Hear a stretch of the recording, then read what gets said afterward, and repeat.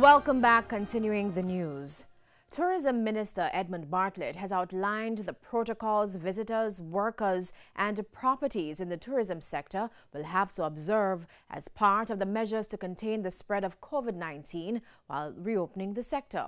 Mr. Bartlett gave an update in a media briefing earlier today. Dashan Hendricks has the details. From a board-up entrance to a hotel property in St. Mary to welcoming white sands in Montego Bay devoid of footprints, to empty pools and craft markets, the scale of the fallout from tourism is stark.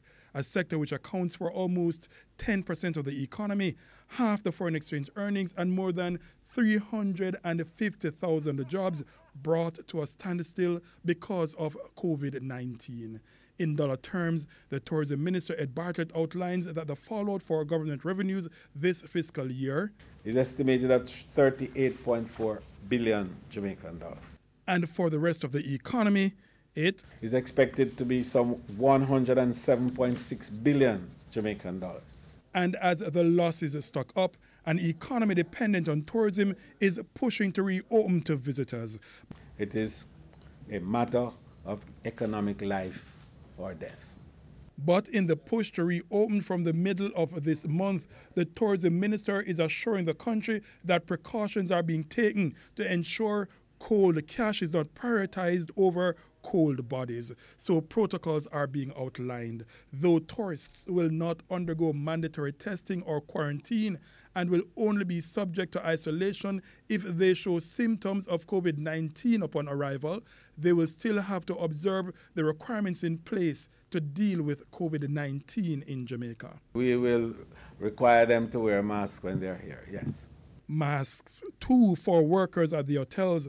Those preparing for reopening don them now, along with other personal protective equipment. We do not want sanitation and physical distances to create a sterile culture. We will continue to infuse our warmth and culture in everything we do to remind the world that this is the #1 place to be. This preparation is for phase 1 of the reopening of the sector.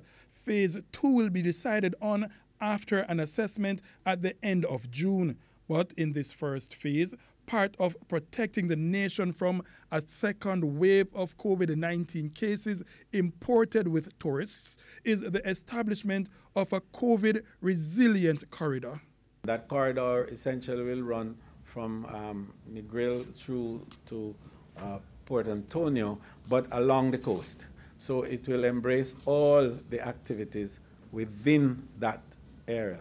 He said the all-inclusive models Jamaica is popular for will also help, and visitors will be told ahead of coming to Jamaica the protocols they are expected to observe to contain the spread of COVID-19 while on the island. Hotels will also be required to have isolation areas in the event any tourist develops COVID-19 while on the island, and if they do, the health ministry will be called in to deal with the matter. Hospital in Montego Bay, a private health facility in St. James, has also dedicated an area for tourists who may contract COVID-19 while here, and hotel properties will have to display certification showing they are complying with COVID-19 regulations. But how are the bookings for arrivals so far? Director of Tourism Donovan White says 50% of the bookings made for the July to September period before COVID have been retained, and the number goes up to 70% for the October to December period. But that doesn't mean Jamaica will see a huge influx of visitors.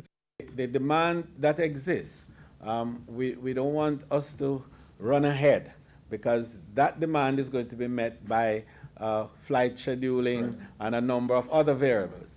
And we think that in this early period, as we all start back, we are going to see fewer flights with smaller load factors coming in as we build up. He adds that for the second half of this year, 400,000 visitors could arrive, which when added to the 650,000 which arrived this year before COVID-19 would bring the total stop over to just over 1 million. Dashan Hendricks, TVJ News.